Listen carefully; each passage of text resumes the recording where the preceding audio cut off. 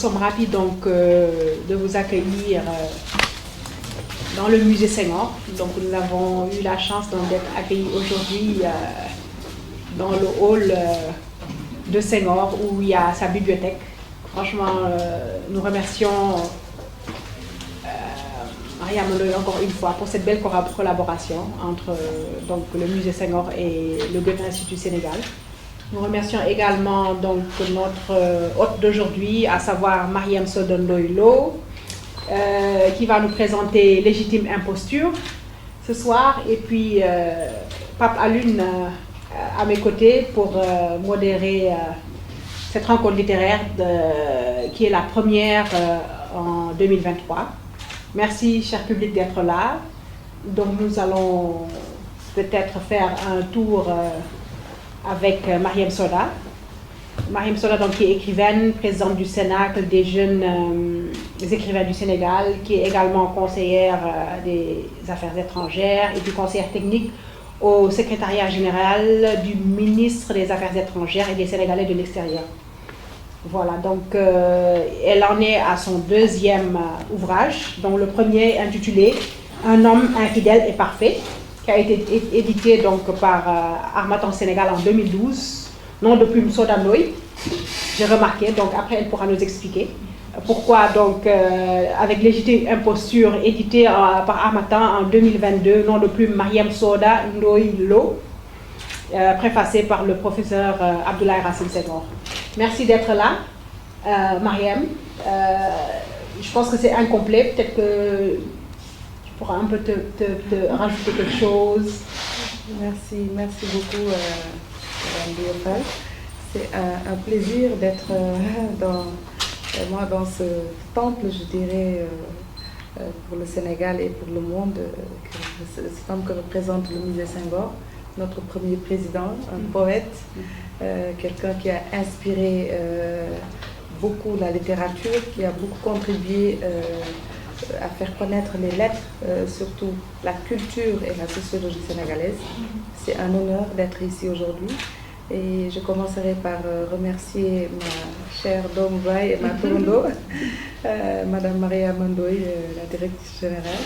Et je vous remercie vous, le Goethe Institut et tout le public ici présent aujourd'hui.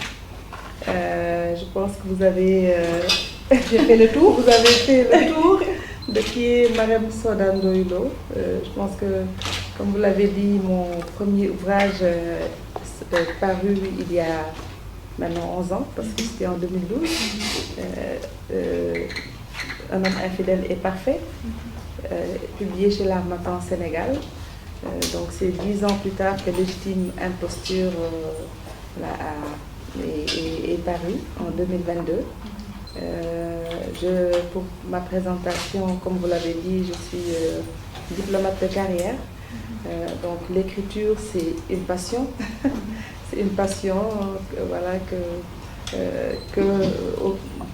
à laquelle je me donne dans mes heures perdues. Mais sur le plan professionnel, je suis dans la diplomatie sénégalaise que je sers depuis un peu plus de 15 ans maintenant. Et par rapport toujours à mon engagement dans la promotion du livre et de la lecture, depuis 2015, nous avons mis en place une association, c'est le Cénacle des jeunes écrivains du Sénégal, que j'ai le plaisir de diriger toujours pour œuvrer vraiment dans le cadre de la promotion du livre. Merci. Merci beaucoup. En tout cas, Légitime Imposture, j'ai lu, je pense c'était le week-end, et je ne pouvais pas m'endormir, je voulais connaître la suite, c'est très très passionnant. Merci. Franchement, félicitations, l'imagination, c'était... J'avais même des pics de... Ah oui, franchement. Merci. Félicitations. Donc, je vais donner peut-être la parole à Pape Alune, qui va donner son impression par rapport à cet ouvrage. Oui, l'imposteur qui va prendre la parole. Bonsoir à toutes et à tous. Bonsoir. Mariama, merci de nous accueillir ici. C'est un sacerdoce de prendre la parole dans le hall, ça devient de plus en plus pesante, la parole, parce que quand on lève la tête, on voit Senghor qui est là, qui nous observe, qui est peut-être le premier à être présent sur cet espace public, ces nouveaux espaces publics à chaque fois que j'aimais être, discuter avec un rapport direct et franc avec le public, avec les lectrices et les lecteurs. Bonsoir à Bouya, qui m'associe à ces après-midi de la littérature, de la lecture, des mots du savoir. Bonsoir également à Torondoy. J'ai eu le privilège d'être membre du jury du Sénat par un malheureux calendrier avec le décès de notre confrère. J'ai été associé au prix du Sénat, qui s'est battu pour organiser cet événement, qui est loin d'être une sinécure. Je pense que c'est la première fois qu'un écrivain reçoit 1 million de francs CFA en remportant un trophée au Sénégal. Il y a des trophées symboliques, mais également il s'est battu pour avoir quelque chose de plus symbolique pour les écrivains, parce que les écrivains également veulent vivre de leur art, veulent être accompagnés. Ils méritent tout ce qu'on peut leur donner, parce qu'un écrivain, comme disait Yasmina Khadra, c'est la seconde chance de l'humanité. Par rapport à la légitime imposture, je pense que la première à avoir le syndrome de l'imposteur, c'est d'abord la narratrice ou l'auteur. Parce que je me rappelle, en 2012, j'étais en licence, je pense, deuxième année licence à l'université Cheikh Anta Diop de Dakar. Un homme infidèle et parfait venait de paraître aux éditions Harmattan. On n'avait pas beaucoup de pécule pour acheter un livre, mais le titre nous accrochait au fait. Comment être infidèle et parfait, comment être Seydou. On voulait voir le secret, parce que l'infidélité, c'est notre péché mignon. J'espère que je ne suis pas enregistré, parce qu'il y a un million qui m'attend. On voulait être, comment être comme Seydou, être imparfait, être infidèle et parfait. Je pense que c'est un idéal. Estampillé M en majuscule, autrement dit les hommes ou le masculin. Et j'ai acheté ce livre qui faisait 182 pages. Le titre m'a accroché. Et je dis qu'elle a le syndrome de l'imposteur, parce qu'elle peut accrocher un lecteur à travers le titre qui est un lieu d'énonciation anticipée. C'est la même chose en jouant un peu sur les mots, légitime imposture, comment une imposture peut être légitime, autrement dit oxymore, un homme infidèle et parfait, des entités. Et je pense que le travail dans les mots est important pour accrocher un lecteur, pour accrocher des lecteurs, parce que j'ai lu ce livre grâce au titre. J'ai aimé également le contenu, un homme infidèle et parfait. Tous les hommes ne passeraient pas sans pourtant regarder ce titre, l'accrocher en lisant le livre, ou bien retenir le titre en essayant tout simplement d'être sur les pas de cet idéal. Je ne sais pas pourquoi. Mais on peut s'arrêter. Il y a un mot qui me plaît dans le titre avant d'entrer dans l'ouvrage, parce qu'elle a écrit 280 pages pour un roman. Elle a beaucoup écrit. Contrairement au premier roman, ça fait 182 pages. Un homme infidèle et parfait. Et le mot qui me plaît dans le titre, c'est imposture. Imposture qui est un mot littéraire, d'autant plus qu'il y a beaucoup de textes qui ont été écrits grâce à ce mot. C'est un mot outil, surtout pour les gens qui sont spécialisés, les auteurs qui sont spécialisés dans la satire, parce que la mission, ou bien ce que recherchent les écrivains quand il y a le mal, c'est de chercher un héros dans le mal. Et chercher un héros dans le mal, l'outil romanesque, l'outil littéraire par excellence, c'est de chercher un imposteur. Un imposteur, c'est celui qui bâtit un trait d'union entre deux expressions, le mentir et le vrai. C'est-à-dire comment faire de telle sorte que le mentir vrai soit dans un même bateau, le bateau de la vie, un bateau ivre. Et je pense que le mot imposture a pris racine dans beaucoup de textes littéraires, en commençant par la pensée médiévale jusqu'à maintenant, survolant un peu la littérature du surréalisme, après les guerres froides, les années folles avec Jean Cocteau. On a vu un peu que Yasmina Khadra a écrit un excellent texte, L'imposture des mots, sous le nom de Mohamed Moussedoul. Et le mot imposture permet un peu aux écrivains de créer des personnages qui sont des héros dans le mal. Et ça, je pense que c'est un outil littéraire, un outil qu'utilisent les écrivains, mais également les écrivains. Mais en poussant plus loin ce terme, qui peut être le mot-clé un peu de cet ouvrage, moi je pense, et je me permets ce sacrilège parce que nous sommes dans le monde littéraire, que le mot imposture a pris racine dans les textes saints, dans la Genèse comme dans le Coran. Quand Dieu dit « j'ai créé l'homme à mon image », par exemple, il y a une sorte de dualité entre le modèle et la copie, entre l'existant et l'être, entre ce qui existe et ce qui est être. Et cette dualité-là, qu'a Dieu qui a créé le monde, ce génie, ce pouvoir, le narrateur ou bien l'auteur également a ce pouvoir de créer une dualité entre le modèle et la copie. C'est un peu ce mentir vrai. Les imposteurs qui sont dans l'œuvre, celui ou bien celle qui a créé ces dualités en faisant des téléportations entre des âmes et des corps, elle a fait une légitime imposture parce qu'elle a imité le génie de la création comme Dieu a créé les hommes à son image, le modèle et ses copies. L'auteur peut créer un modèle et ses copies. Le modèle serait pas seulement l'imitateur de l'auteur, mais de l'humain et de ses différentes facettes sociales. Et je pense qu'il y a une similitude entre le Dieu créateur et le génie créateur de l'écrivain, entre le Dieu qui est là en tant que l'existant et la déesse qui est présente dans ce livre en tant que créatrice d'un monde qui vit sur un papier blanc. Et je pense que ça, c'est une légitime imposture. Légitime imposture également dans le titre, je l'ai dit, légitime imposture à travers les personnages. Forcément, Ali Bousso comme Malang Sagna, qu'importe leur vie, et même Aramba, qu'importe leur vie et leur itinéraire, chaque personnage a une face cachée. C'est une sorte de nœud vipère, comme le livre de François Mauriac, où chacun essaie d'exploiter la fausse face sombre de son conjoint ou de sa conjointe, mais ne veut pas voir sa face éclairée. Quel jeune ne veut pas monter dans le bateau de Aramba en vivant tout simplement cette sorte de déchéance, cette sorte de misère sociale, dans un monde où l'avoir est terrestre et l'être céleste, où on juge, on détermine, on qualifie un être humain non pas par ce qu'il a dans sa tête, mais ce qu'il a dans ses poches, forcément, il va monter dans le bateau du mentir vrai, c'est-à-dire dans le bateau de l'imposteur.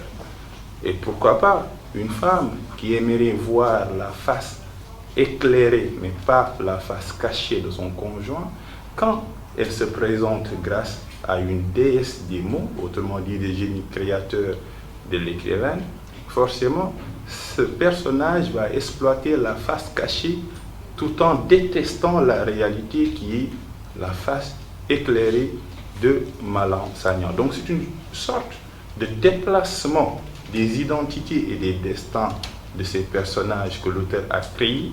Je ne sais pas comment, parce que les romanciers sont des dieux, le mot et le verbe c'est Dieu disait égaux. Ils réussissent à créer des âmes en téléportant des âmes. Toute cette entreprise de création, je pense que ça mérite des débats. Le débat de la création des personnages et de leur destin. La notion de l'identité, elle est extrêmement importante dans cet ouvrage. Qui nous sommes?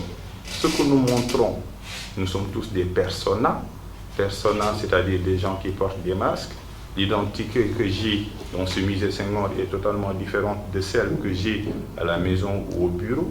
Ce déplacement des masques à travers des espaces sociaux fait que nous-mêmes, nous téléportons des âmes, nous téléportons des corps, nous téléportons des esprits, sans dépendre de celui ou celle qui nous regarde et nous juge. Et je pense que ce déplacement-là, ce génie créateur, cette manière de créer un monde, de se donner la liberté de faire téléporter des âmes et un peu de l'intelligence artificielle. Autrement dit, une intelligence qui est aux confins du modèle, tout en restant une copie. Et je pense que Légitime Imposture mérite d'être lu au-delà des thèmes qui sont plus développés à l'intérieur. La question de la jeunesse, qui est une jeunesse peut-être pas malsaine mais désœuvrée. la question de l'identité, qui sommes-nous, que montrons-nous, que voudrions-nous être, quel regard social porter sur nous, quelle acception sociale devons-nous avoir pour déverrouiller les portes de la réussite sociale, laquelle ou bien lequel de ces masques voudrions-nous porter lorsque nous sommes dans la maison, lorsque nous sommes dans la société. Je pense que ce jeu de déplacement des destins, des identités, des personnages est un acte d'écriture très recherché, et je pense qu'elle a la légitimité de faire cette posture, de se déplacer un peu la divinité en restant dans l'humanité, mais en créant ce monde, et je pense que ça, c'est la magie d'une écrivain. C'est un peu une réflexion que je voulais faire, en laissant l'histoire qui est remplie d'intrigues. C'est comme un labyrinthe, c'est comme le roman de La plus secrète mémoire des hommes. On se perd dans le labyrinthe, on se perd dans des intrigues avec des mises en abîme, avec des jeux d'acteurs qui se perdent, avec la notion du destin. L'histoire appartient au lecteur, mais le mot imposture mériterait qu'on s'y penche parce que c'est un acte d'écriture, c'est un acte de génie qu'un écrivain peut avoir. Son deuxième roman est révélateur de son entreprise qui va venir. Et bravo pour cet ouvrage. Bravo. Merci Pape Alioune pour cette belle note de lecture. Donc Marième, est-ce qu'il y a des commentaires à faire? Je suis très, je dirais, touchée par la note de lecture de Pape Alioune. Merci encore. Merci encore. Et ça nous fait prendre conscience de cette... C'est-à-dire quand on écrit, quand moi j'écris, il a parlé de touches divines à l'écriture. C'est un peu comme si on s'attribuait un peu ces fonctions qui ne sont pas vraiment de notre ressort normalement. Et moi quand j'écris, quand je commence la première page ou la première ligne, je ne sais pas ce qui vient après. Donc, c'est au fil des pages que ça se forme, que ça se transforme. Et à la fin, on se rend compte qu'on a créé toute une vie, ou bien des vies. On a créé des vies qui s'entremêlent, qui s'entrechoquent. Et c'est un peu comme, je dirais, le monde des rêves. C'est un peu comme le monde des rêves. Moi, c'est comme ça que je le conçois, surtout quand, avec ce livre, où vraiment on a transgressé un peu les lois de la physique, avec des âmes qui s'entremêlent, qui voyagent, la téléportation, un moment où on est là, un moment où l'autre se retrouve de l'autre côté. Dans notre monde actuel où je peux toucher voilà, Madame Bouya, ainsi de suite, ce n'est pas compréhensible. Mais si on transpose dans le monde des rêves, c'est possible. Donc c'est pour montrer que nous avons tous cette capacité-là de créer. Cette capacité de créer, c'est vraiment de laisser l'imaginaire sortir tout ce qu'il y a. Maintenant, quand on dit livre, quand on dit roman, il y a toujours, après avoir fait ce travail-là, il y a cette dernière touche qui est la plus importante de relecture, de voir la cohérence et tout ça. Mais moi, ce qui me plaît dans l'écriture, c'est surtout cette liberté que j'ai à sortir des mots. Parce que c'est un ensemble de mots et qui forment voilà, une vie, voilà, ou bien des vies. C'est le fait de laisser couler tous ces mots qui sont là pour en faire quelque chose qu'on peut toucher et que vraiment par la magie du livre, que certains qui ont lu me disent c'est un film. Voilà, ils me disent bon, c'est comme si on était en train de regarder un film. Ça, je pense que c'est cette fonction extraordinaire du livre qui ressort. C'est un ensemble de mots, ce ne sont que des mots. Hein. C'est 282, voilà, 282 pages, mais c'est un ensemble de mots qui qui renvoie à vraiment quelque chose qui est plus fort. Et on en a profité justement, comme l'a dit Papa Alioune, pour vraiment toucher à des thèmes intéressants.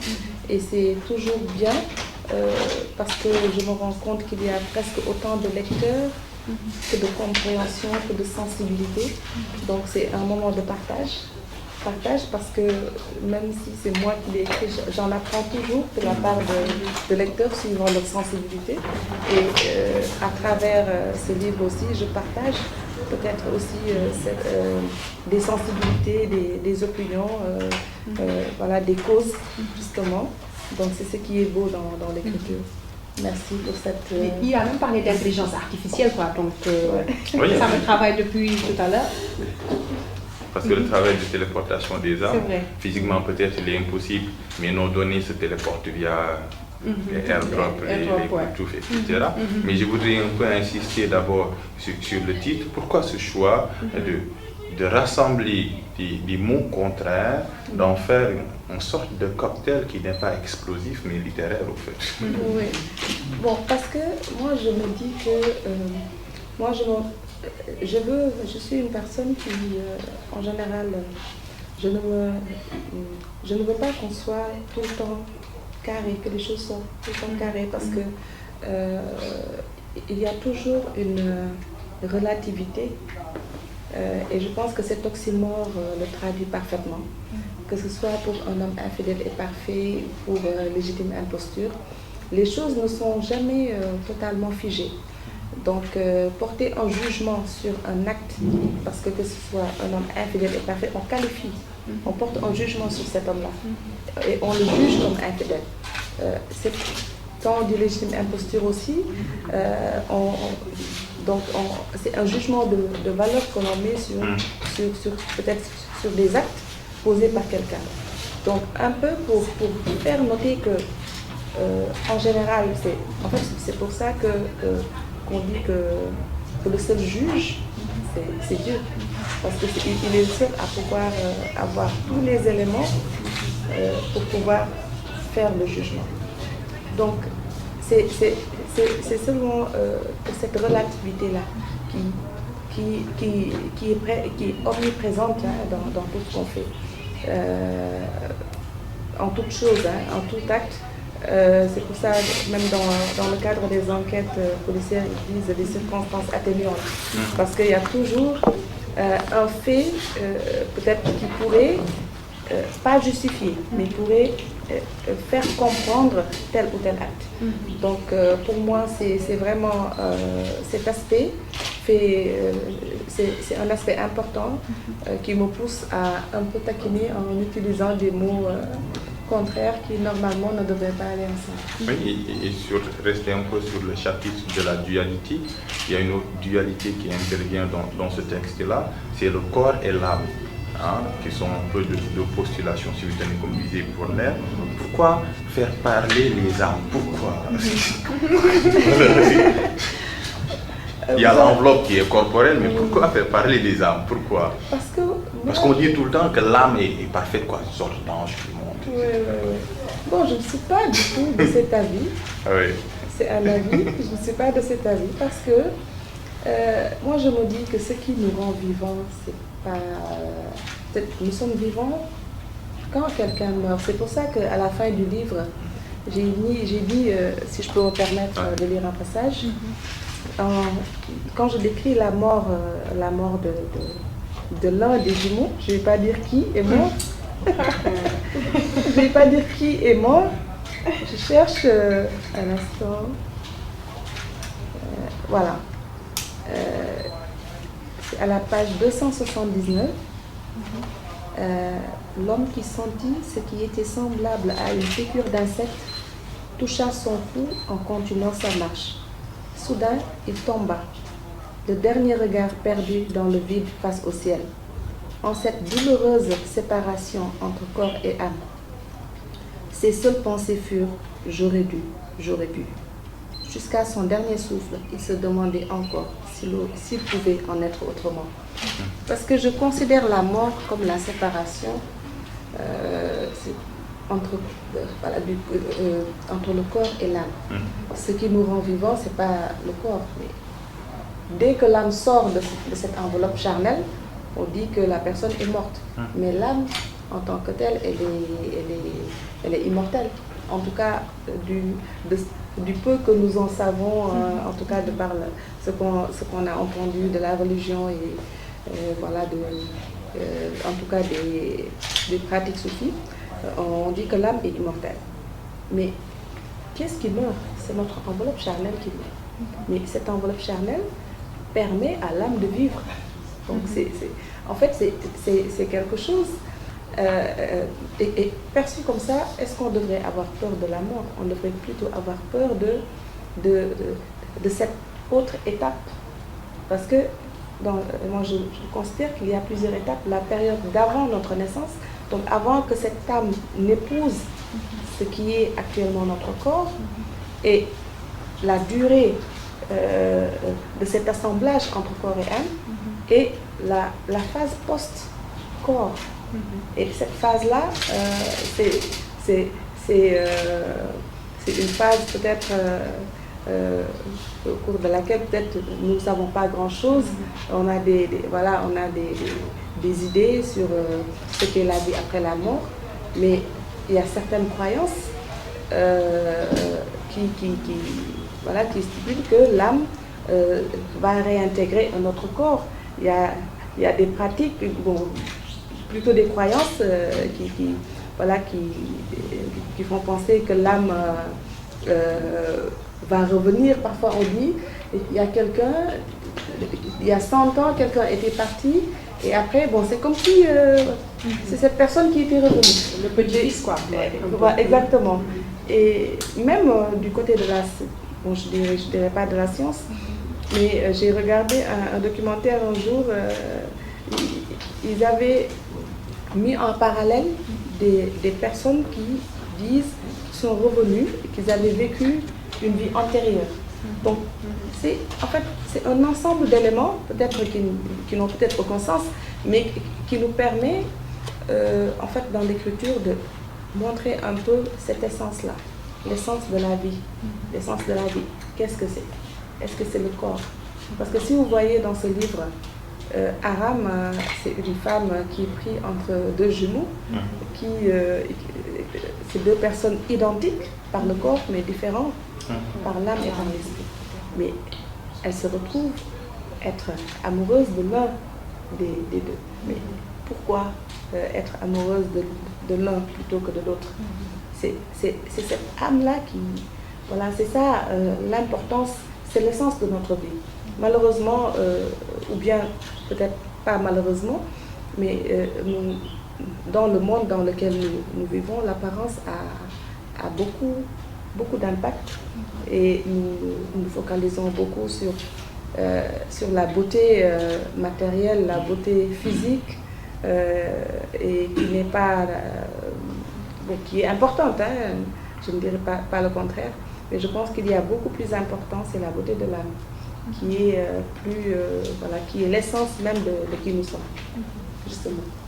L'autre chose avant de donner la parole au public, c'est surtout toujours dans la littérature, c'est un peu ces intrigues qui s'entrechoquent, la mise en abîme. Pourquoi cette technique littéraire? Pourquoi cette technique littéraire, parce que, vous savez, le livre, parce que moi, je suis une fervente militante de la cause de la promotion du livre, de faire en sorte que les gens lisent de plus en plus. Et j'ai vu plusieurs personnes commencer un livre.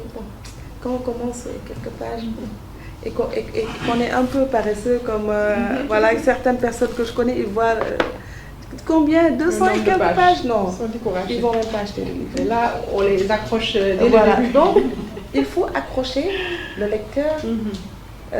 Pour les personnes qui aiment lire, il n'y a aucun problème, ils liraient peut-être tout et n'importe quoi, parce que ce qui est beau dans le livre, c'est qu'on apprend toujours quelque chose, parce que c'est un outil de partage d'abord.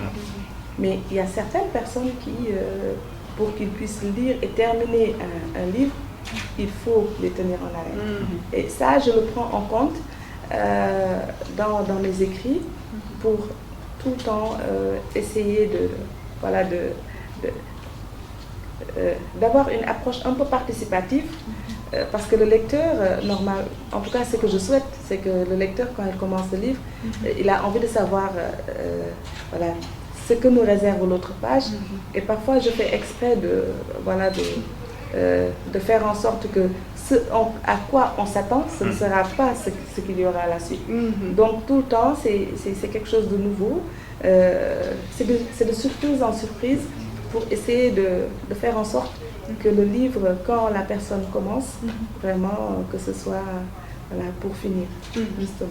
Ouais, le sort du commissaire là qui a été percuté par le bus, aïe aïe aïe. Ça a choqué. Aïe. Peut-être c'est le destin. Oui. Aïe. Elle a fait exprès. Elle a fait exprès. Je me disais, c'est bon là, il a les infos, donc ça va aller. Et puis vous savez, le commissaire Bokoum, je l'ai tué la mort dans l'âme. Je ne voulais pas le tuer parce que vraiment je l'adorais. Je l'adorais. Mais ce sont des choses qui arrivent dans la vie réelle. Combien de personnes sont mortes pensant que personne ne s'y attend? Combien de personnes ont quitté leur maison en disant à tout à l'heure, et c'est la fin, on ne les revoit plus. Ça, c'est la vie. Ça, c'est la vie. On ne sait jamais quand ça s'arrête. On ne sait pas comment ça s'arrête.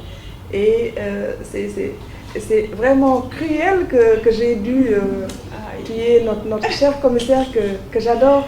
Mais je voulais un peu marquer cet aspect-là de la vie. C'est on ne sait pas ce qui arrive. On ne sait pas c'est quand, on ne sait pas comment, on ne sait pas pourquoi, on ne sait pas dans quelles conditions. Et c'est comme ça que ça arrive dans la vie. C'est un choc. Tout à fait. On va passer peut-être la parole au public avant de lire quelques extraits tout à l'heure, peut-être. Pour taquiner un peu, quand une femme prend la plume, on s'attend un peu à un personnage féminin qui se rebiffe, qui n'est pas spectateur mais acteur de son destin. Aramba, héroïne ou anti-héroïne, par exemple? Aramba, ça dépend. Hein. Aramba, moi je dirais héroïne parce que c'est une dame de caractère qui, au début... Qui aime qui? Elle aime qui? Elle aime Son mari. Son Lequel? Mais moi je pense Lequel? que c'est lui qui... Mais c'est qui son mari, justement? C'est ça. Ça dépend de quel côté. L'imposteur. Voilà, mais qui est son mari? Si par exemple ils étaient allés faire des empreintes, faire des tests ADN pour savoir qui est son mari, ce serait malin. Mais c'est qui le mari? Exactement. Elle s'est mariée avec... est-ce qu'elle s'est mariée avec la bonne personne ou bien est-ce qu'elle ne s'était pas mariée avec Ali juste pour qu'il la retienne le temps que Ali vienne? Mais tout ça, c'est beaucoup de débats. C'est un autre débat qui peut être soulevé. Mais moi, je dis que Aram est une femme forte et surtout qui a des vertus. Parce que vous verrez à la fin, quand Malan veut expliquer son geste par le destin en disant non, oui, c'est comme ça que je devais agir parce que tu m'es destiné, tu fais partie de mon destin. Il lui fait Aram lui fait un rappel pour lui dire non, il n'y a pas, si vous permettez, je vais un peu chambouler le protocole de votre émission, ça me permet, voilà, on est à l'aise là. À la page 274, il lui dit, mais réveille-toi, il n'y a aucun signe qui tienne, tu es responsable de tes actes. Tu ne t'es pas demandé ce qui aurait pu se passer si tu avais simplement dit la vérité, si tu m'avais avoué que tu n'étais pas Ali. Peut-être qu'alors nous aurions sympathisé, je t'aurais donné du travail, puis apprécié, enfin aimé. J'aurais alors divorcé comme prévu et nous aurions pu vivre une belle histoire d'amour dans l'honnêteté et le respect de nos valeurs. Peut-être qu'alors Delia serait quand même née. Donc, est-ce que tous les chemins ne mènent pas à Rome? Donc, ce qu'on doit avoir, est-ce qu'on est obligé de transgresser les règles pour l'avoir? Donc, c'est un peu pour faire sortir le caractère un peu réprobatoire de cette imposture-là que Aram. Donc, pour moi, Je dis, Aram est une héroïne rien que avec cette déclaration-là pour lui faire comprendre qu'on est responsable de ses actes et qu'il faut essayer de faire le bien. Même s'il aime l'imposteur. Elle aime l'imposteur. Oui, Mariam. Oui, bon, je vais revenir à la présentation de Mariam. Mariam a été nommée il y a 15 jours directeur de L'assistance et la promotion des Sénégalais de l'extérieur. Ah, Bouya, oui. En conseil de ministre, j'ai suivi. Oui. Et donc voilà, c'est sa modestie. C'est pour ajouter à son CV. Donc Mariam, elle fait déjà un peu le travail d'un directeur du livre. Parce que en créant le Cénacle, c'est ce qu'elle voulait faire, c'est promouvoir la lecture. Et elle a mis de l'argent dedans, qu'elle aurait pu mettre ailleurs. Ça veut dire que vraiment, l'écriture, c'est sa passion. Donc, après, difficile de parler à Pape Alioune, parce qu'il fouille tellement qu'après, on n'a plus rien à dire. Effectivement, le titre. En tant qu'écrivaine, je sais que le titre, c'est important. La couverture, c'est important aussi. C'est ça qui fait vendre d'abord. Parce qu'en librairie, quand vous allez aux 80, en faisant de la publicité, hein, je fais exprès. Alia est mon amie. Mais je veux dire, c'est tellement bien achalandé, il y a tellement de livres que quand on y va pour acheter un livre à lire, on a l'embarras du choix. Donc, qu'est-ce qui attire? La couverture et le titre. L'auteur, parfois. Bon, si tu vas acheter Mariama Ba, bon, là, elle ne peut plus, elle n'écrit plus. Mais je veux dire, si tu vas acheter Ken Bougoul, par exemple, tu sais que c'est Ken Bougoul et qu'il y aura de la matière. Mais sinon, pour le reste, voilà, ça joue beaucoup. Alors, moi, la question que je voulais poser et à laquelle elle a répondu, c'est comment elle écrit. Parce que moi, en lisant ce livre, qui m'a donné d'ailleurs la migraine, parce que je l'ai lu en 2 jours, et il y a un imbroglio, hein, j'allais dire un embrouillamini. Voilà, je voulais me retrouver. Et finalement, on ne se retrouve qu'à la page 215. C'est là qu'on a le nœud de l'énigme.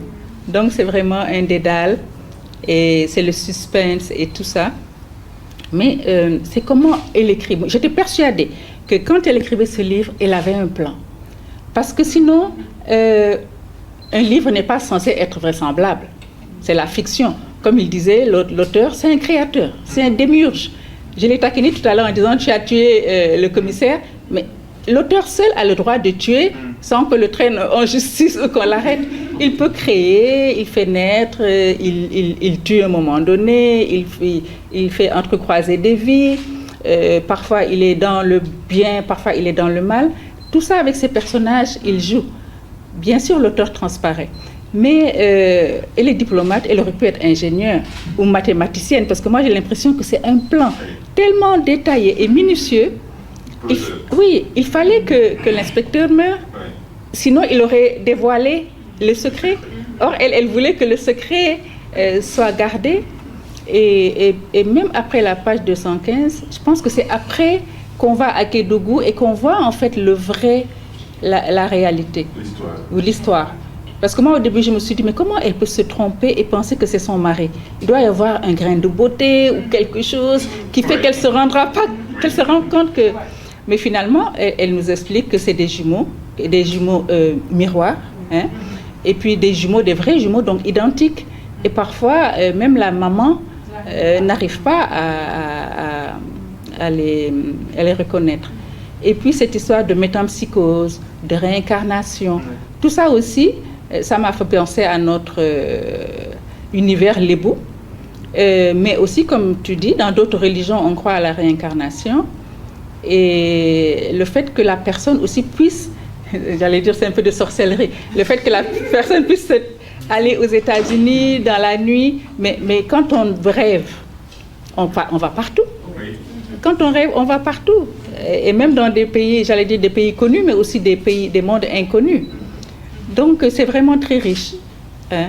Et ça me fait penser à un livre de Fodé Ndione, j'ai oublié le titre, où j'étais surprise de voir Fodé faire comme un thriller, un roman policier.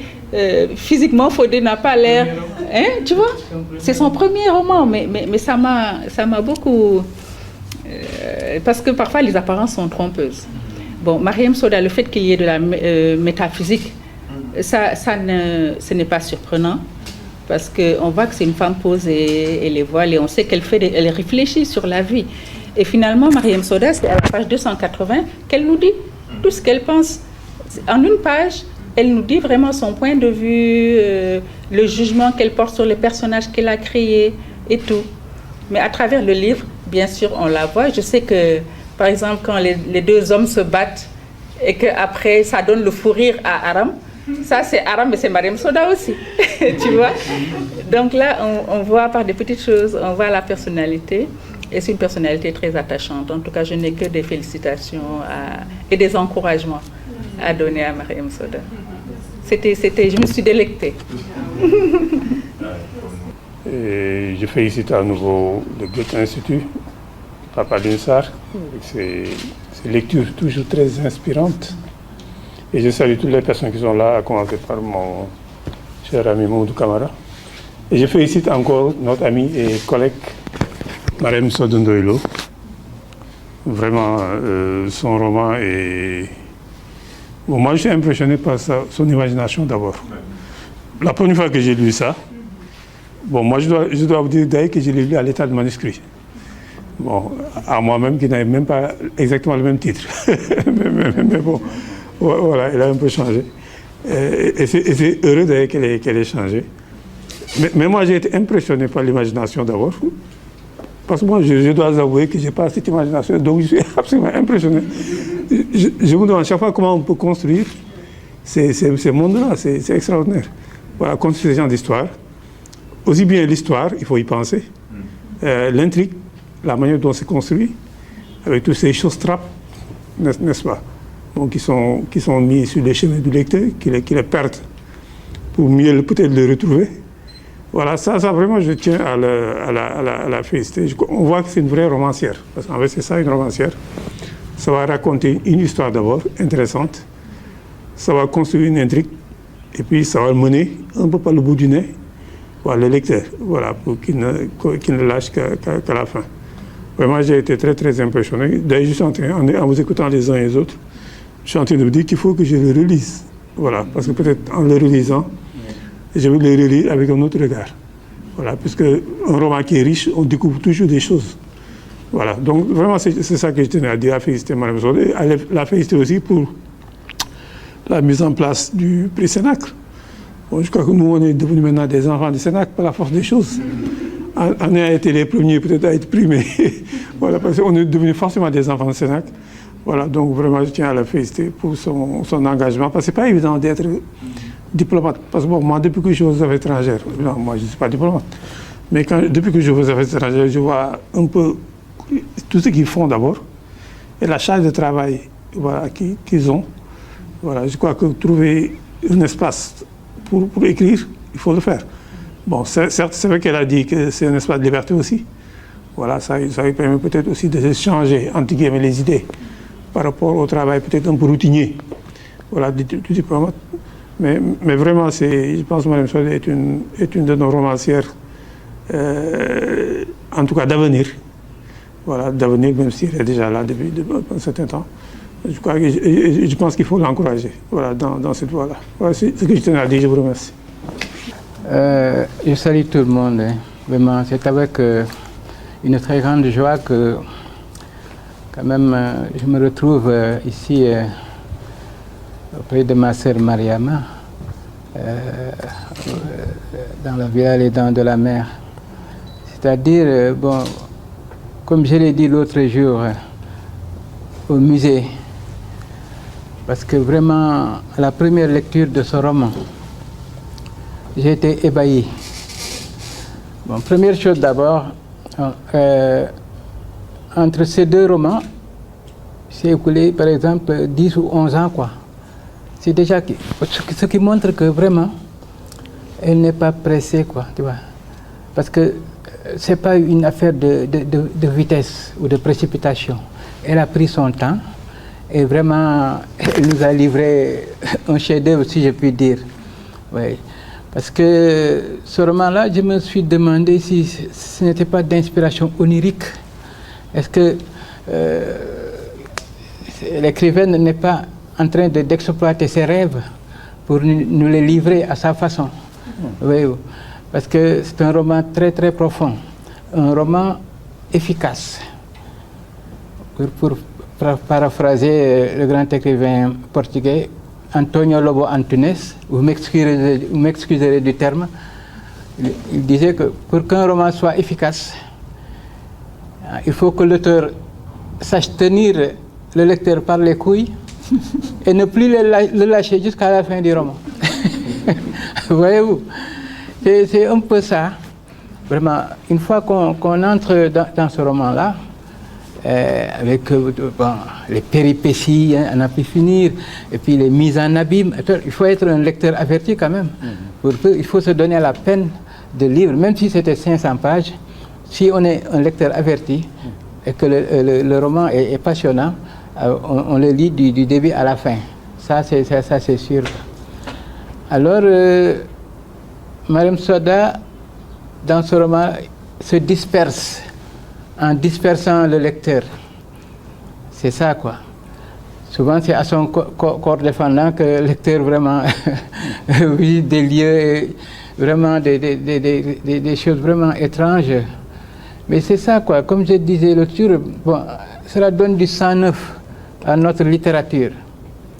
Alors, j'aurais comparé un peu à la grande romancière américaine, Erika Jong, qui disait que bon, il faut quand même éviter les clichés, ouais, bon, bousculer les stéréotypes, tordre le cou au dogme pour réintroduire la vie dans le roman. Sinon, le roman risque de mourir de sa belle mort. On ne peut pas continuer à écrire comme on écrivait au XVIIe ou au XVIIIe siècle et tout ça. Hein? Il faut oser, quoi. Il faut oser. Et maintenant, on assiste de plus en plus à un mélange des genres, quoi. Un mélange des genres. Bon, c'est un peu comme, ça me rappelle un peu le roman de notre ami Papa Samba Kane aussi. Là, c'est vraiment des innovations, quoi. C'est ce dont on a besoin, quoi, pour que notre littérature aille de l'avant, quoi. Voilà, merci bien.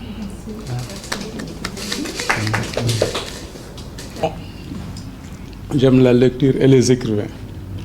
Mais d'après ce que j'ai entendu, on a parlé des mots, un attelage de mots. Et l'auteur ou l'Altesse lui-même se défend avec les mots. Mais je vois à travers l'exposé que c'est une introspection. L'autre lui a demandé pour séparer un peu le corps de l'âme. Bon, on dit quelque part que l'âme inspire aussi bien son immoralité que sa piété. Mais je vois à travers les commentaires, j'entends. Je me dis, si j'étais assez audacieux, j'aurais dit qu'elle est audacieuse. Parce que, bon, les autres romans, ce que j'ai l'habitude de lire, bon, en fait, les gens n'osent pas s'attaquer à la religion. Moi, je dirais qu'elle fait un pas dans l'intimité. Parce que, en fait, à travers ce que j'ai entendu, c'est toute la vie avec les personnages. Et elle fait des fois des introspections parce qu'on parle de miroir. Je me suis dit, est-ce que ce n'est pas un roman autobiographique sans lettres? Bon, pour revenir à ma question, c'est si elle peut encore modifier davantage sur le titre « Légitime imposture ». C'est une affaire de proximité ou bien, enfin, si elle peut édifier ma lanterne. Merci. Très pertinente, hein, j'en apprends beaucoup. C'est ce qui fait la richesse et la beauté du livre. Je vais commencer par répondre à la dernière question. Il parle de miroir. Moi, je me focalise sur le mot miroir. On dit Ali et Malan sont des jumeaux en miroir. Ça, c'est purement scientifique. Hein. Les jumeaux en miroir, ça existe. C'est des jumeaux monozygotes qui, voilà, l'un est le reflet de l'autre, totalement. Et voilà, c'est miroir parce que c'est totalement parallèle, ou bien, oui, c'est ça, je pense que c'est ça, c'est parallèle. Asymétrique, c'est le mot que je cherche. Ils sont symétriques, tout est symétrique entre les deux. C'est comme un livre qui était là, qu'on ouvre, donc la partie de gauche et la partie de droite. L'un est là, l'autre est là. C'est pour ça l'un est gaucher, l'autre est droitier, l'un a le cœur à gauche, l'autre a le cœur à droite. Donc c'est totalement... Mais à travers le mot miroir, c'est pas seulement les jumeaux en miroir, mais c'est-à-dire il faudrait que ce dont on parle dans le livre, je le rappelle, le thème principal, c'est vraiment un questionnement sur la crise des valeurs. C'est que le livre devrait être un miroir posé là devant la société sénégalaise ou africaine, pour un peu par rapport à la légitimation progressive de ce qui était jadis les contre-valeurs de notre société. Donc c'est pour ça que le mot miroir a vraiment ce sens vraiment apparent avec voilà, ce qu'on voit, c'est les deux jumeaux en miroir, mais le sens, vraiment l'autre sens, c'est que le livre en tant que tel devrait être un miroir par rapport, parce que tout ce que Malan a fait, on lui trouve des justifications, on essaie de comprendre et on est même tenté de prendre parti pour lui parce qu'il est tellement vraiment adorable qu'on a envie qu'il s'en sorte. Mais il faudrait qu'on revienne justement à faire en sorte de faire valoir justement ce qui est bien. Donc ça c'est vraiment l'autre sens du titre. Hein, légitime imposture, c'est que notre société légitime justement l'imposture. L'imposture, c'est dans toutes ses formes. Hein. Je pense qu'on peut trouver une infime partie d'imposture en chaque être vivant, parce que dès l'instant où on pose un acte ou on dit quelque chose qui est contre-vérité, je pense qu'on est dans l'imposture. Et ça, je pense que voilà, c'est dans le cadre général. Maintenant, bon, ça c'est l'autre sens. Maintenant, le premier sens de légitime imposture, voilà, de ces deux mots qui ne devraient pas aller ensemble. Je l'ai dit tout à l'heure, c'est une figure de style, c'est l'oxymore, un peu pour taquiner, voilà, pour susciter aussi la curiosité. Mais l'autre sens important, comme je l'ai dit, c'est vraiment que ça soit le reflet de notre société, qu'on puisse voir le reflet qui se dégage justement actuellement. Ouais, moi je pense que c'est pourquoi on peut avoir plusieurs idées en lisant ce texte-là. Je pense que c'est un labyrinthe. On peut avoir plusieurs lectures. Moi je l'ai lu en faisant table rase du réel au fait. En fait, moi j'ai lu cet ouvrage avec les lunettes d'un imam ou d'un oustaz. Je me suis dit, imaginez qu'il y ait des similitudes entre le monde romanesque et le monde réel. Et qu'il y ait, comme vous aviez été déesse de votre univers, de cet univers sorte d'imbroglio, que si Dieu faisait la même chose, que le monde ne tenait qu'en fil comme la vie, que tout est question d'équilibre au fait. Si les âmes pouvaient se téléporter, que serait le monde? Ce serait un monde peut-être avec plusieurs visages, avec plusieurs chocs, plusieurs entrechocs. Et je pense que ce livre-là, dans une autre lecture métaphysique et spirituelle, c'est un livre pour le déisme et contre l'athéisme. Pour le déisme, parce que tout ce qui existe, pour que les gens vont et viennent, pour qu'il y ait une sorte d'équilibre, c'est parce qu'il y a un être qui est au-dessus de nous et qui régente tout cela, qui réglemente les âmes. Les âmes, l'âme de Mariama n'est pas mon âme, l'âme de Bouya n'est pas la mienne également, qui réglemente tous ces existants d'une manière que tout soit 2 plus 2 égale 4, quoi. Tout soit rationnel avant l'irrationnel. Moi, je l'ai lu avec beaucoup de spiritualité, de métaphysique, de croyance, de renforcement de cette croyance qu'il y a un être supranaturel qui est au-dessus de nous et qui peut s'expliquer non pas par des données physiques, métaphysiques, mais par des données littéraires. Et ça, c'est tout le charme du roman. Comment, à travers une fonction, montrer que Dieu existe? La loi de l'équilibre. Vous aviez fait de vos personnages qu'ils se télescopent, qu'ils se téléportent, qu'ils échangent leur âme, et toute la vie de ces personnages-là, ou bien toute la vie d'Aramba, se téléportent, ou bien s'échangent, ou s'entrechoquent, ou se déchirent.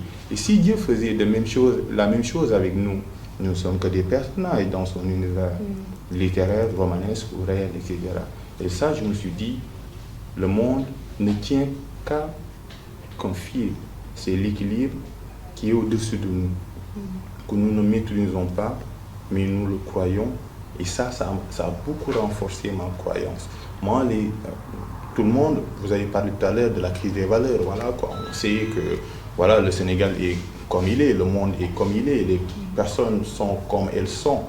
Mais cette lecture spirituelle que vous avez offerte aux lecteurs à travers cette manière de créer des personnages avec des âmes qui sont différentes, mais ils ont tous un même corps, et cette façon de prendre une âme et de la mettre dans un autre corps, et que la personne même peut chérir cette âme-là tout en restant dans l'enveloppe, je me suis dit, voilà, il faut...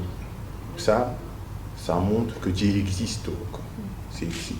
Voilà, c'est un peu un contre-modèle à l'athéisme, même si les athées croient en Dieu, mais pas à son existence. Moi, je l'ai lu avec beaucoup de spiritualité. Vraiment, je l'ai lu avec énormément de spiritualité. C'est pourquoi ce livre m'a appris et dire que nous ne sommes que des personnages. Et peut-être, si nous sommes si cohérents avec nous-mêmes, c'est parce qu'il y a quelqu'un qui tient le fil de l'équilibre. Et le fil de l'équilibre, là, il est tellement haut, ce fil-là, que nous voyons peut-être le fil qui peut être existentiel, mais nous ne voyons pas celui qui le tient, mais nous savons en notre fort intérieur qu'il y a quelqu'un qui tient cet équilibre. Sinon, le monde ne serait pas ce monde si rationnel qu'on ne le croit. Que la démonstration de l'existence divine ne se fait pas seulement par la science. Apprenez la science, c'est rationnel, on peut décrire, mais la science a des limites, mais la fiction va au-delà de ces limites pour montrer que si la déesse d'un univers romanesque peut téléporter des âmes en créant tout cet imbroglio, que si on transporte ça dans le monde de l'esprit, du spirituel, on peut dire qu'il y a quelqu'un qui régit ce monde-là, et c'est Dieu. Bon, je suis un peu spirituel aujourd'hui, mais bon, c'est un peu la lecture que j'ai de ce roman-là, et voilà, ça m'a touché, vraiment. Je pense que Papa va le faire. Le dernier paragraphe du livre. Oui. Le dernier paragraphe. Oui. En réalité, les tentatives de modifier le destin conduisent à des événements prévus et nécessaires à son accomplissement. Oui. Voilà, donc à travers la maladie, la catastrophe, les accidents et la mort, l'unique maître rappelle à tous ceux qui pensent détenir, savoir, avoir et pouvoir, qu'il en est le seul souverain et que nul ne peut modifier son programme. C'est vraiment dans la spiritualité. C'est magnifique, ouais, franchement. Et comment Aram s'est retrouvé à être la clé, en fait, entre les jumeaux? Ça, bon, on peut dire que c'est la prédestination, mais encore que si on voit la vision du Djalama, c'est ainsi.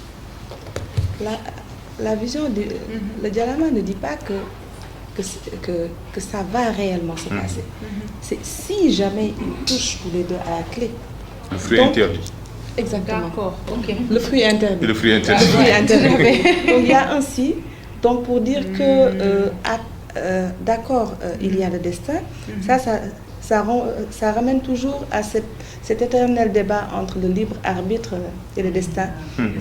Je pense que ce n'est pas du tout dissociable, à mon avis. D'accord, le destin, il est là, mais le déroulement du destin dépend aussi de nos choix. Chaque acte que nous posons, chaque choix que nous faisons, à un moment donné, a un impact. Et c'est comme ça que ça définit la succession d'événements, de comment le reste va se passer. Donc, depuis la vision de Djalama, c'est ainsi. Donc, si par exemple, Malan, quand il a rencontré Aram, si Malan avait fait ce que Aram lui a suggéré à la fin, peut-être que voilà, tout ça ne serait pas arrivé. Donc il dira toujours que c'est son destin d'être avec Aram, mais peut-être que c'est son destin d'être avec Aram, mais comment il serait avec Aram? Le comment, c'est lui qui l'a défini. Malheureusement, il a choisi d'être avec elle par la mauvaise voie. Justement. Tout à fait. Est-ce qu'il y a un extrait encore à Oui, lire? je pense qu'il Il y a des questions. Ouais. Comment on peut être dans un univers comme ça et il y a tellement de faits, d'actions qu'on pose, mais très souvent, c'est comme si on n'est pas les véritables auteurs des actions que nous menons. C'est pas pour un peu déculpabiliser les gens, mais c'est cette interrogation que ça m'a donné principalement, au-delà de la beauté du livre, de l'univers et de tout ce qui est dit dans le livre. Et ça m'a fait peut-être réfléchir. Je pense que je vous avais partagé un peu ma note de lecture sur votre page Facebook. Bon, avec un peu de satire, c'est vrai, mais je crois que au-delà de la création littéraire, de la capacité de créer un univers comme ça, est-ce que c'est pas une façon de prendre position pour certains, par exemple, si on voit même le titre, par exemple, c'est comme si on prenait position pour donner, déculpabiliser Malang par rapport à tout ce qu'il a fait. Quand on dit légitime imposture. Donc, pourquoi pas imposture légitime? Ou, je ne sais pas si vous comprenez pas ce jeu de mots-là. Je pense que c'est comme si on prenait une position. Et l'autre élément, c'est comment arriver à partir de cette création, à partir de cette création, monter des scènes qui sont prêtes dans la vraie vie. Pas possible que cela puisse se passer, bon, je dis dans la vraie vie, quoi. Mais ça, on arrive à toucher la réalité même de nos vies. Je ne sais pas si je me fais comprendre. L'univers que vous avez créé, ce n'est pas évident que l'on touche ça dans la réalité. Mais les éléments qui sont véhiculés dans cet univers, c'est presque notre quotidien. Par exemple, de l'histoire de Malang, à partir de Kédougou jusqu'à le fait qu'il est passé à l'université, les agressions, la rencontre avec la dame. Tout ça, c'est des choses de la réalité. Peut-être après, je pense que la dame a posé la question et elle est pertinente. C'est sûr que vous avez un plan. Après, vous avez décidé de mettre ça ici, de mettre ça là. Par exemple, même la vision de Djalema, vous ne pouvez pas l'avoir en milieu du livre. Je me pose la question, comment c'est possible? On peut créer toute cette histoire et arriver pour dire que le départ de tout ça, c'est ici, quoi. Presque on est à la fin du livre. Donc, je dis beaucoup de choses, mais c'est pour dire qu'après ça, quand on termine le livre, c'est beaucoup de bouleversements et beaucoup de questions que l'on se pose. Et nous vous remercions et je crois que peut-être les gens qui disent que c'est un film, ils n'ont pas tort. Tout est imagé, tout est on peut trouver, je pense, en tout cas, peut-être que vous avez ça comme projet, mais je pense que c'est possible de documenter ça, de mettre ça sous film. Et félicitations encore.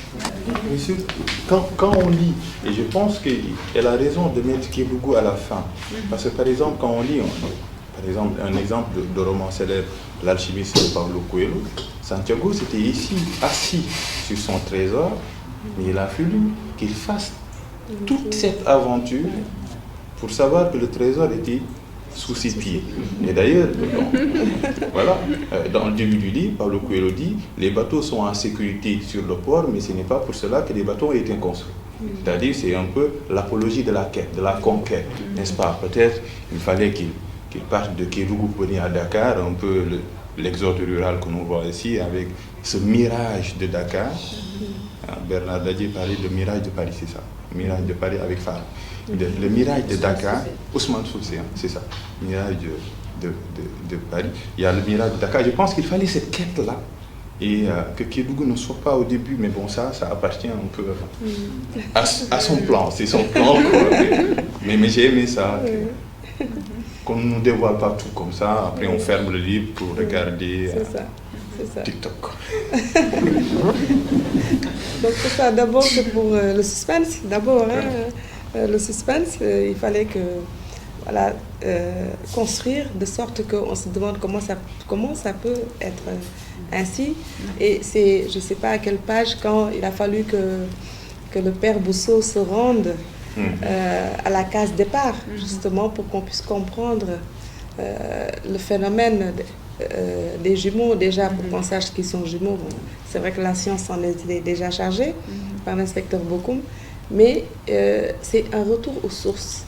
À travers cela, je pense que nous tous qui on est, il faut toujours retourner à ces sources pour, c'est-à-dire pour avoir notre propre identité. Notre propre identité, c'est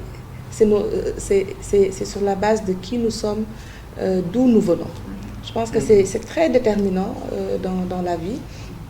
Donc, bon, de manière, c'est vrai que c'est ainsi, mais en tout cas de manière imagée, c'est l'importance toujours du retour aux sources. Mais il y a un dicton Olof qui dit et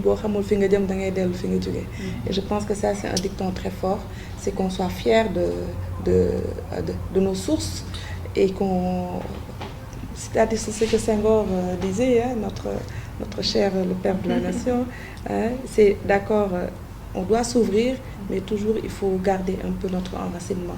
Et ça c'est très important. Et Kédougou, le livre aussi c'est un voyage, hein. Donc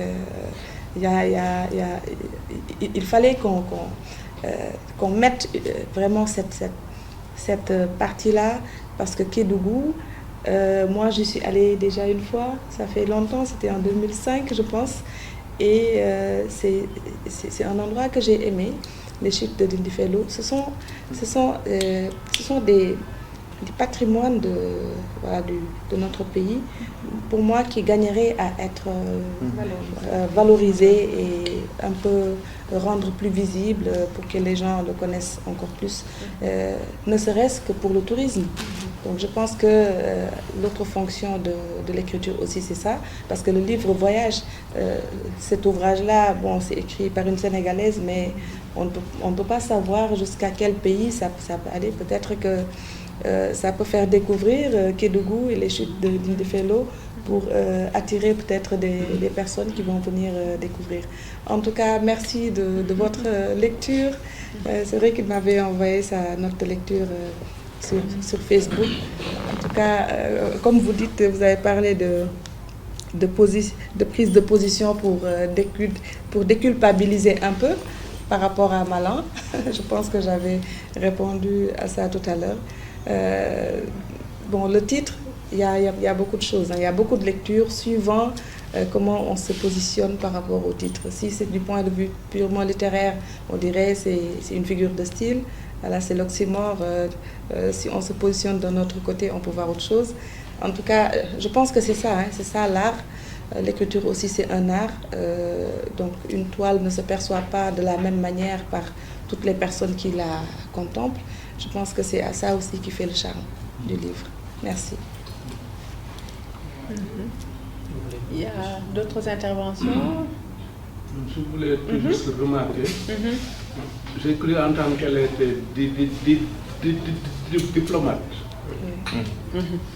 Vous ne l'usurpez pas parce que votre discours ressemble étrangement à celui de l'orthodoxe.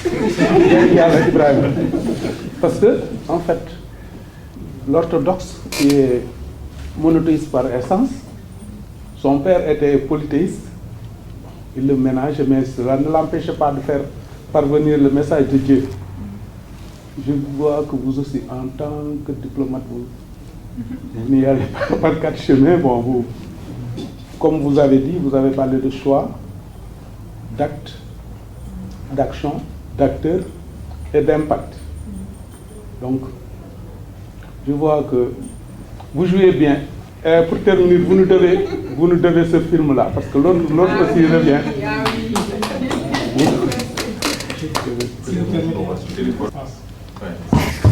Qu'est-ce qu'on aime? Est-ce que la chair? Est-ce que c'est le corps-là? Ou bien c'est la personnalité? En tout cas, même le livre n'arrive pas, en tout cas ne nous permet pas d'arriver à bout de cette réflexion. Mais quand même, ça pose le décor, ça pose le questionnement. Et je m'étais dit, si c'était pas, par exemple, la situation du jumeau de Malan. Oui, ils étaient ensemble à un moment donné. Quelle allait être la réaction de Aram?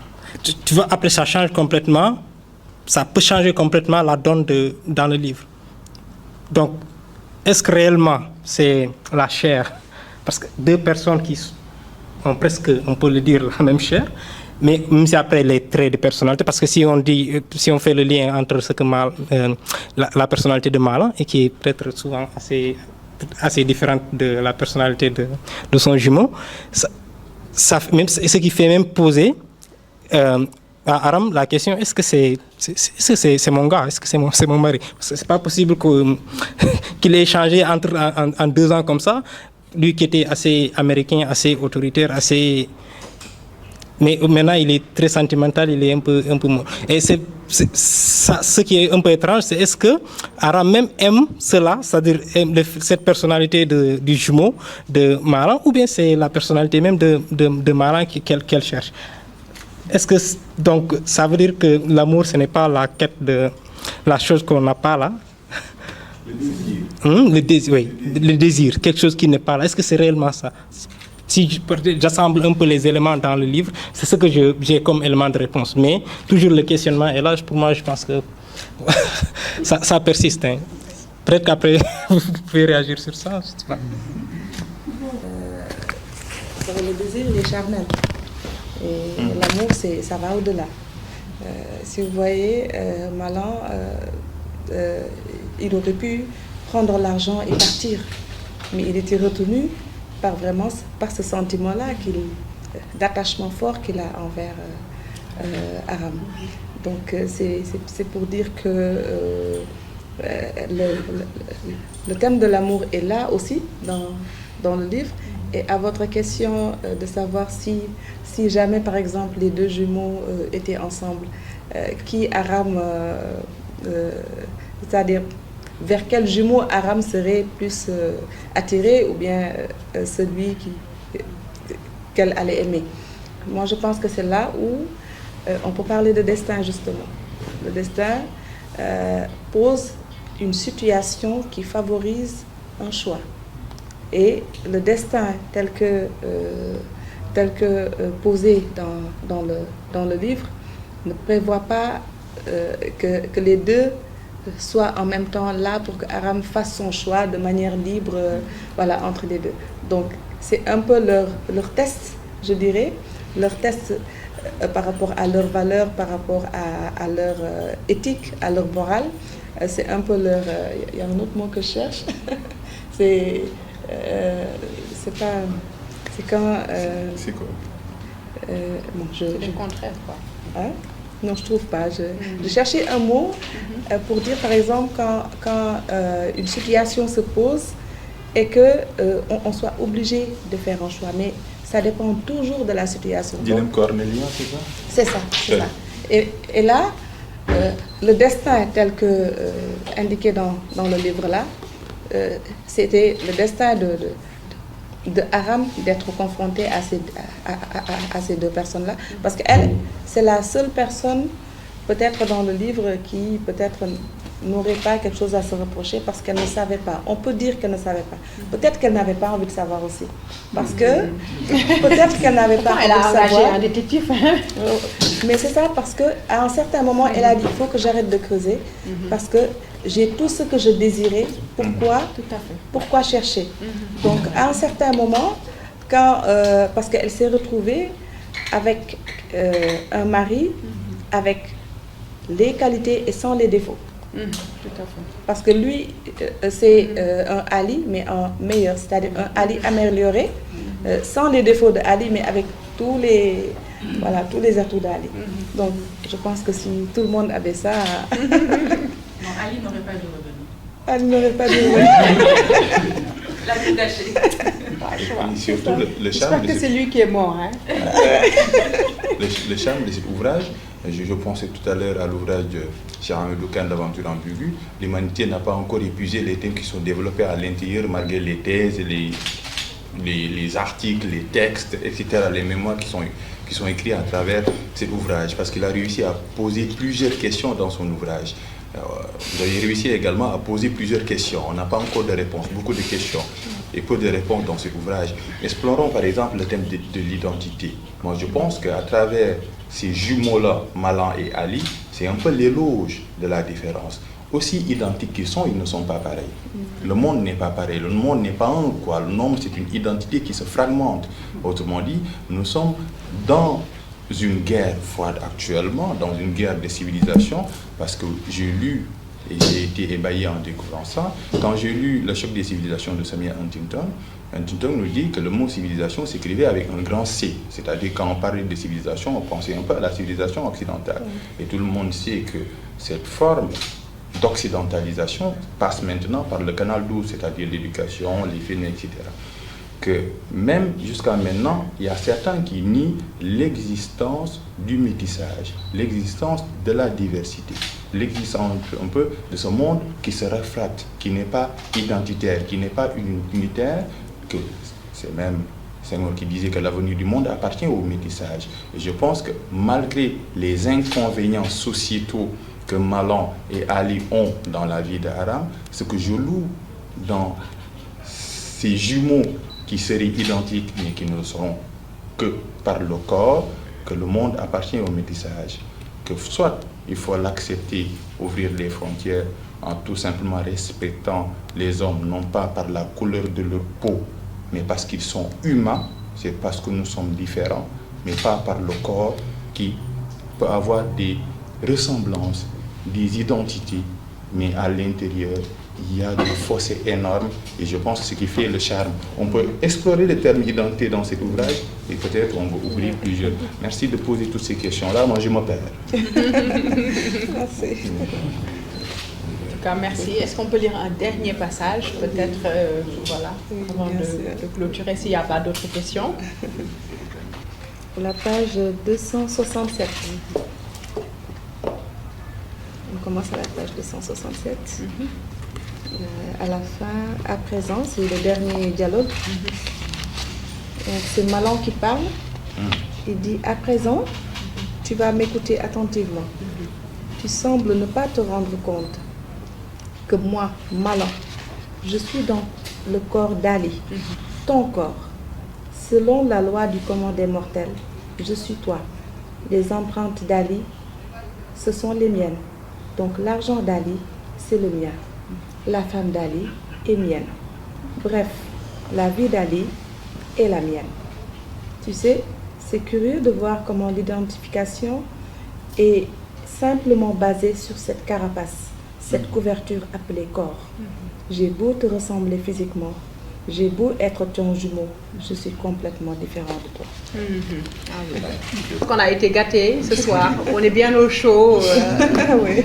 Voilà, merci beaucoup à Mariama, merci Mariam Soda, Pape Alune, merci à ce public, toujours fidèle. Donc nous vous revenons donc pour le prochain café littéraire en mars, Inch'Allah.